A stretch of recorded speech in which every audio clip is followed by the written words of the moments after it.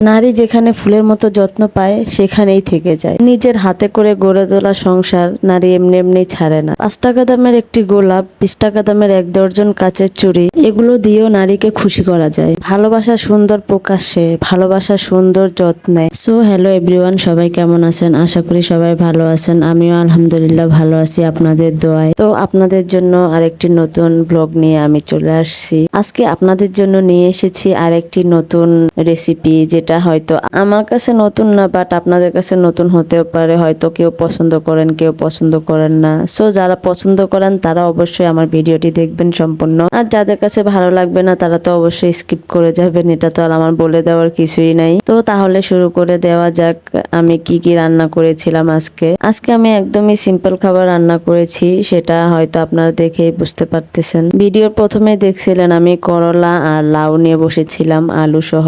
আসলে আমি চাইছিলাম যে করলা ভাজি করব, লাউ দিয়ে ডাল দিয়ে রান্না করব। সো আমি লাউ দিয়ে ডাল দিয়ে রান্না করারই ট্রাই করতেছিলাম। তো এই জন্য আমি যে ডালগুলো নিয়েছিলাম সেগুলো ভালো করে ধুয়ে পরিষ্কার করে এরপরে চুলায় বসাই দিলাম পানি দিয়ে। তো পানি দিয়ে বসানোর পরে যখন ডালগুলো একটু ব্রক আসলো তখন আমি কি করছি, হলুদ আর লবণ দিয়ে দিয়েছিলাম। তারপর যতক্ষণ পর্যন্ত ডালগুলো না ফুটেছিল ততক্ষণ পর্যন্ত আমি জাল করতে লাগলাম। অবশ্য আমি ডালগুলো পুরোপুরি না ফুটিয়েই আমি লাউটা দিয়ে দিব, কারণ লাউটাও সিদ্ধ হওয়ার সময় লাগবে।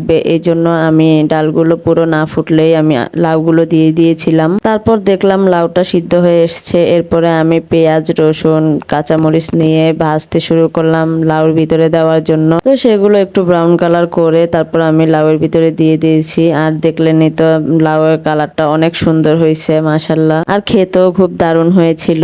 আর এইদিকে আপনাদেরকে আমি বাইরের একটু প্রকৃতি দেখালাম, কারণ বাইরের প্রকৃতিটা অনেক সুন্দর ছিল। মনে হয় বৃষ্টি আসবে, ওই জন্য। আসলে আমি প্রথমে বলেছিলাম যে নতুন একটা রেসিপির কথা, সেটা হলো যে আমি নিয়েছিলাম করলা ভাজবো আলু দিয়ে, বাট আজকে করলাটা আমি ভাজি করি নাই। যেহেতু আমি লাউ রান্না করতেছি তাই লাউয়ের যে ছিকলাগুলো ছিল সেগুলো দিয়ে আলু দিয়ে ভাজি করব, কারণ আমার এটা অনেক পছন্দের। আপনারা কে কে পছন্দ করেন অবশ্যই আমাকে কমেন্টে জানাবেন। আর অনেকেই বলতে পারেন যে লাউয়ের ছিকলাগুলো না ফালায় সেগুলো খাচ্ছে ভাজি করে। আসলে আমার কাছে খুবই টেস্ট লাগে এই ভাজিটা। তো যাই হোক, আমি লাউয়ের ছিকলাগুলো ভাজার জন্য ভালো করে কেটে নিয়েছিলাম, আলু কেটে নিয়েছিলাম। এরপরে সেগুলো ভালো করে ধুয়ে আমি বসাই দিব এখন। তো আমি কড়াইটা বসাই দিলাম। কড়াইটা বসানোর পরে সেখানে তেল দিয়ে তারপরে পেঁয়াজ, কাঁচামরিচ, রসুনগুলো দিয়ে দিলাম। ভালো করে নেড়ে চেড়ে হলুদের গুঁড়া আর লবণ দিয়ে ফেললাম। এরপর সেগুলো একটু নাড়াচাড়া করে আমি আলু আর সেই ছিকলাগুলো দিয়ে ফেলছি। তারপর সেগুলোকে ভালোভাবে নাড়াচাড়া করে একটু ঢাকনা দিয়ে ঢেকে দিলাম যাতে ভালোভাবে সিদ্ধ হয়ে যায়। তো ফাইনালি আমার ভাজিগুলো হয়ে গেছে। সবাই দেখবেন ভাজিগুলো লুকটা কেমন আসছে আর আমাকে জানাবেন সবাই। সো সবাই ভালো থাকবেন, আল্লাহ হাফেজ।